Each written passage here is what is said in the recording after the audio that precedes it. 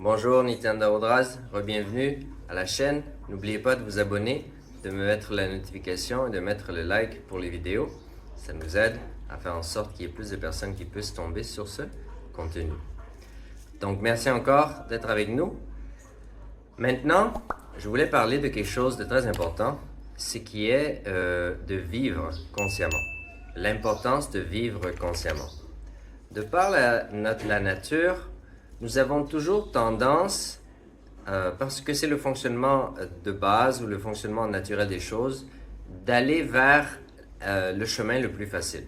Donc par exemple, s'il y a une dépression sur de la terre, et il y a de l'eau, et bien l'eau va toujours aller vers la dépression, l'eau va toujours aller vers le trou, elle ne va pas essayer de monter la montagne.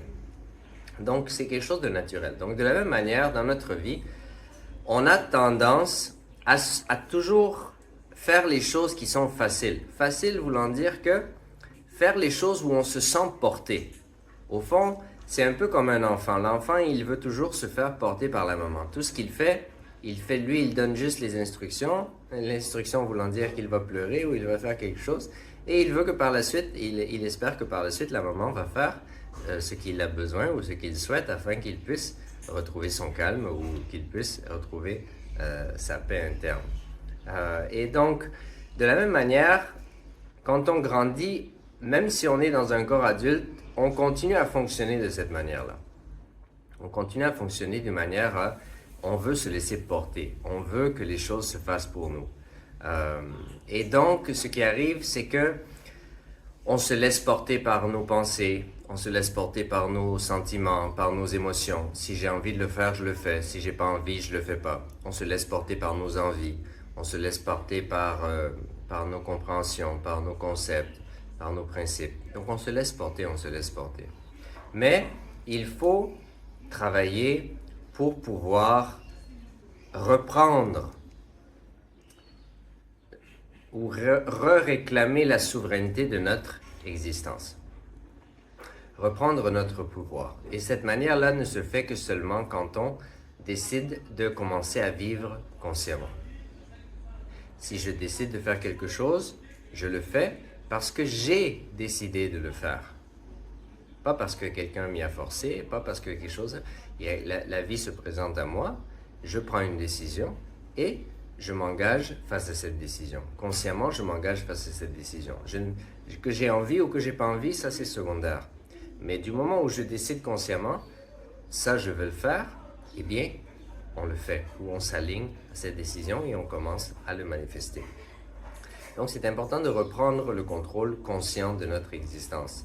Le travail spirituel, l'élévation de la conscience ne se fait que quand on décide de commencer à vivre consciemment et qu'on décide qu'on est complet face à cette expérience de l'enfant qui veut se faire porter, que maintenant, eh bien, nous, on prend conscience de notre existence et on agit consciemment, on prend des décisions conscientes, on agit consciemment.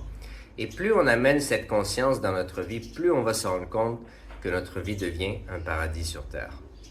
Parce que toutes les souffrances ou toutes les choses néfastes que nous vivons, nous les vivons parce que nous nous laissons porter de manière inconsciente.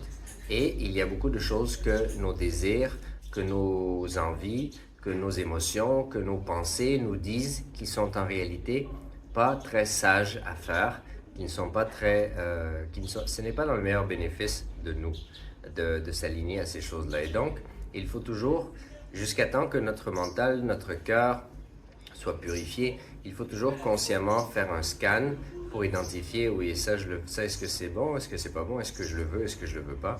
Et puis en faisant ça, eh bien, on purifie le mental, on purifie le cœur, et à un moment donné, le mental et le cœur sont complètement intègres avec notre être, et puis là c'est différent, parce que là, tout travaille ensemble.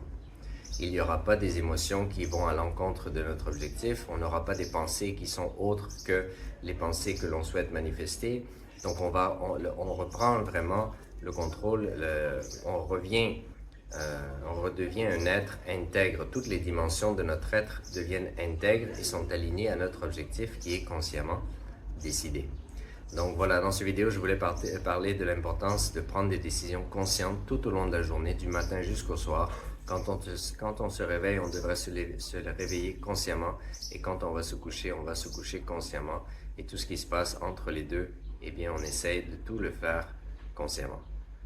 Donc, ceci étant dit, merci beaucoup d'être parmi nous. Je vous invite toujours à soutenir le travail du SPH de Kailasa, qui est de protéger ce savoir, de le partager, aider les gens à reprendre le contrôle de leur vie, à redevenir maîtres de eux-mêmes, afin qu'ils puissent manifester la réalité qu'ils souhaitent pour eux-mêmes et les gens autour d'eux. Donc, ceci étant dit, merci encore. On n'oublie pas de rester dans notre pouvoir, de se ramener vers cette conscience que l'on est, en restant l'observateur de l'observateur, le témoin du témoin, le sakshi du sakshi. On se rappelle du Mahavakya, de la vérité, Om Nityananda Paramashivoham. Je suis l'éternelle félicité, je suis Paramashiva, je suis cette super conscience. Donc avec ceci, merci encore, Nityananda. Har Har Mahadev.